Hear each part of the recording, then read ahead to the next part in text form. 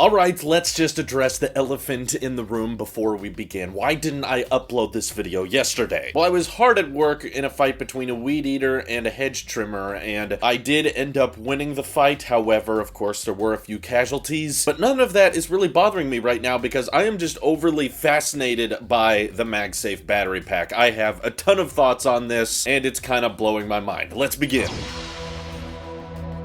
So yeah, if you were watching my videos at the beginning of the year, you know we talked about this happening. There was some reports and even some iOS code that was alluding to there being battery packs and battery cases for the iPhone 12 series, which I've been complaining about for a long time because pretty much all the iPhone 12s have slightly worse battery life than the iPhone 11s, yet the iPhone 11s got battery cases and the iPhone 12s didn't. So it felt like Apple was finally listening to all of my complaining, but it's also just so weird for them to release an iPhone 12 accessory like mid-July, right? They unveiled and announced these phones in October, and they waited until now to launch this accessory? Like, what exactly was the holdup? I don't really know. Why didn't Apple want to at least announce this at Quadruple UDC, or maybe announce it at the April event? Why did they wait for this to be a random site refresh? I think is an interesting question, because that would infer that these things were not ready, and Apple was not just sitting on them for a Sunday afternoon. So maybe there was some complications in mass production that they didn't quite figure out until just recently, but they're actually what I've wanted out of battery packs for a long time. For one, magnetically attaching to the back of the phone so you don't have a case to worry about, and to me, that is a huge selling point of the battery pack, especially if you're the type of person to buy new iPhones somewhat regularly, because in my opinion, the biggest drawback, the biggest reason I didn't buy battery cases, as cool as they were, you know, I enjoyed using the 11 Pro Max battery case, and I thought the iPhone 6 battery case was cool, the iPhone XS and XR battery cases were neat and all that, but they were only good for one generation of iPhone. That camera bump could only be supported with that battery case one time, and then if you bought another iPhone down the line, you were gonna have to buy a whole new battery case, whereas that doesn't really seem to be the case with the battery pack because it's a one-size-fits-all. That one little module can work on the iPhone 12 mini, and it can work on the iPhone 12 Pro Max, and because I don't think MagSafe is likely going anywhere for the next few generations of iPhones, I personally believe that if you buy this battery pack, you'll be able to use it on the next 4, maybe 5 generations of iPhones, perhaps even longer, because I have a hard time imagining in the future an iPhone that just gets rid of MagSafe or makes the battery pack completely unusable. I wouldn't be shocked if down the road Apple decides to start making some bigger ones, because as it stands in its current format, it's at 11 watt hours, which is a slightly larger battery capacity than the iPhone 12 and 12 Pro. There's some inefficiencies in the wireless charging there, so I imagine that it should be able to get an iPhone 12 mini close to a complete full charge, and then on a 12 and a 12 Pro, probably an additional 75 to 80% of a charge. But probably a lot of Pro Max users out there would like a bigger one that gives them a lot more juice, because I have to imagine with a giant battery like you have in a Pro Max and with just a small battery pack on the outside like this one, it's probably only going to get you to 60, maybe 50% extra battery life, but your iPhone's bigger, so it's going to consume more power, and it's going to have a bigger battery on the inside, so it's not going to be as easy to get that thing up to 100%. So there might be a battery pack Pro in the future that comes in a larger size, but for the most part, all of these battery packs they're going to be shipping next week are going to be supporting the entire lineup, and of course you can switch iPhones in the future and take this thing with you, which makes it far more compelling to me. But that's not even the most fascinating part of this whole story for me. The most interesting part is that Apple, through the MagSafe battery pack, has confirmed the iPhone 12 had the hardware for reverse wireless charging all along. All these months later, after announcing the iPhone 12, we were like, oh, I thought they were gonna have reverse wireless charging. I guess they don't. Maybe next year. Turns out they had it and were intentionally choosing not to support it, which just raises even more questions in my mind. So for one, Apple, that's kind of cool that you bake in features and don't tell people about them until like 9 or 10 months after they bought the phone. For those who don't know, essentially the iPhone 12, if you have the battery pack on and you plug your lightning cable into the iPhone, okay, you don't plug it into the pack, but you plug it into the iPhone, then your iPhone 12 will reverse wirelessly charge and emit a charge from the back of the device and charge the battery pack through the power you're charging your iPhone with, which means that not only can your iPhone 12 receive a charge wirelessly, but can also give a charge wirelessly. But the most interesting part about that to me is that means Apple has had the hardware for a while and has intentionally chosen not to activate it until this accessory was done. So for one, I think this speaks volumes to the fact that Apple could have done bilateral wireless charging with other iPhones, or even let you charge your AirPods reverse wirelessly if they wanted to. But the reason they didn't is likely because they think it's kind of stupid, like I do. There's a few handy niches where it's like, oh, I'm in a pinch, my phone is dead and someone else's phone has plenty of charge, so let's put them, on top of each other, and now the person who charged their phone gets to not use their phone because they have to lay it flat on a table. And also, AirPods do support wireless charging, but it's very, very slowly, and I've always said that, AirPods don't need to be charged as much as your iPhone does. So the circumstance in which your iPhone has plenty of juice, but your AirPods do not, I find that to be a pretty rare circumstance, and I'm guessing Apple feels the same way about it because they could have supported this all along. Apple could have been bragging with the iPhone 12 that now we have reverse wireless charging. You could put your AirPods there, you could put another iPhone there and charge up a device, but they didn't do that intentionally, and they didn't want to tell anyone about this capability until the MagSafe battery pack came out, which is just hilarious to me. And I do like the fact that if you plug a lightning cable into the pack and it has a 20-watt charge brick,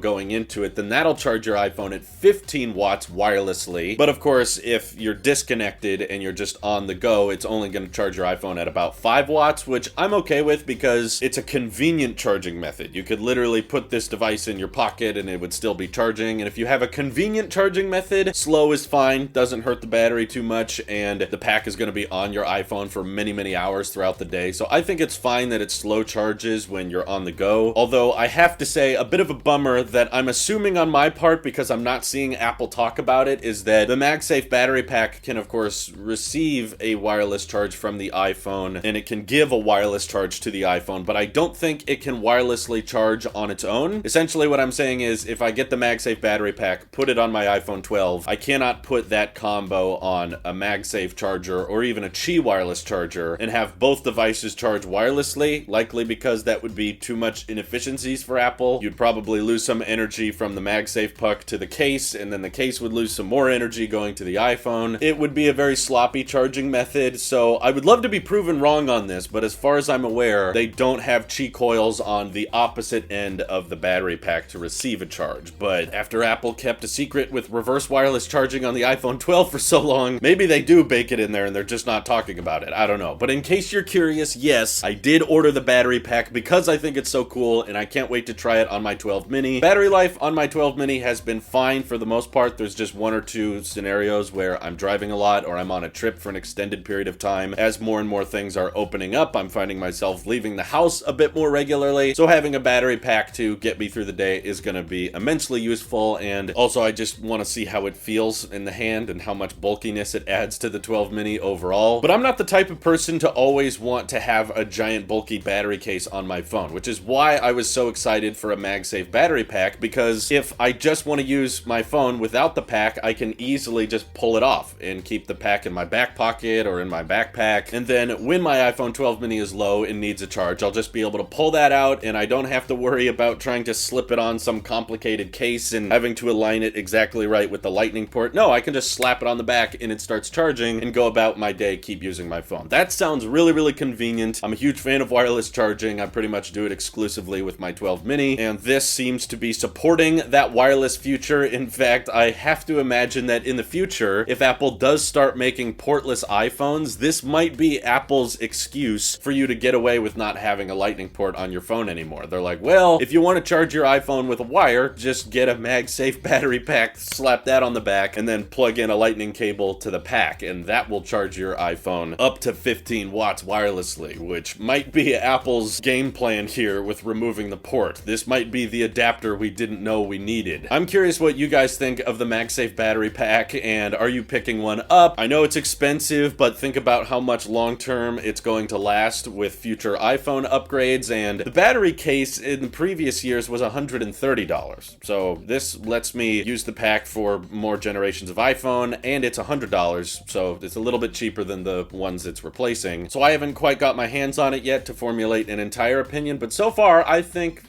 there's a decent market for that, and I could see a lot of people buying it. This is your Apple Sheep here. I'll see you guys in the next one.